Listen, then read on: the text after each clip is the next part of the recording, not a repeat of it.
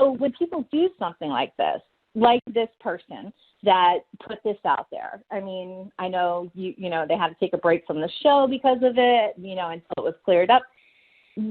How do you handle stuff like that? How do you personally handle stuff like that? Because I know you're really positive. Yeah, I mean, it's tough. You never know what people can and will say about you.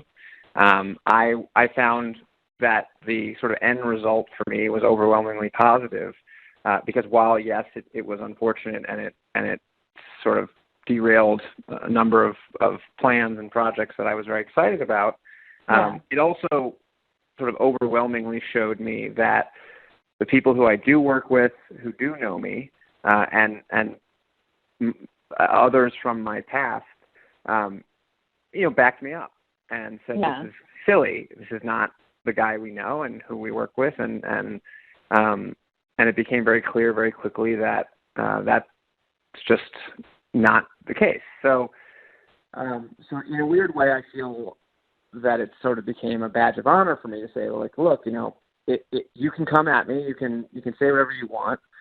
If I were a scumbag and if I had done terrible things to people in the past, this would have been the perfect opportunity for everyone to say, you know what an asshole. Me too.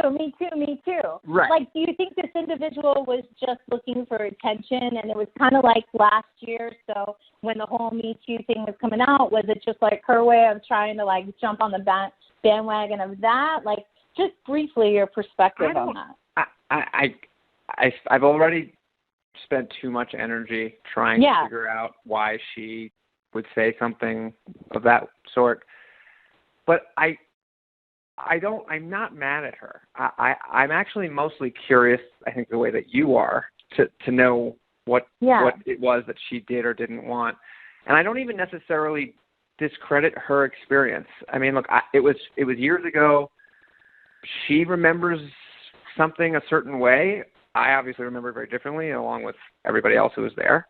But it was her experience, and I'm no less supportive of the Me Too movement than I was before that happened, or than I could be ever, because that's still a whole important. different. I was just using it as an of course, example. no, but I mean, like I really believe that like it's important that she expressed herself, whatever her motives were, and that if there was a just cause to investigate, which there was, that like there's a due process, and I really think women, whether she was consciously lying or just sort of had the experience strangely twisted in her head, she deserves to be heard, and her story should be respected, and her experience should be valued, and like that's fine. But you're right, it does have a huge ripple effect that unfortunately, I have to deal with. What's awesome? The most important thing that you said is that that you've forgiven. And I think the message here, the bigger message here, no matter what you've been through with anyone, like everybody has disappointments and discouragements in life. Everyone does.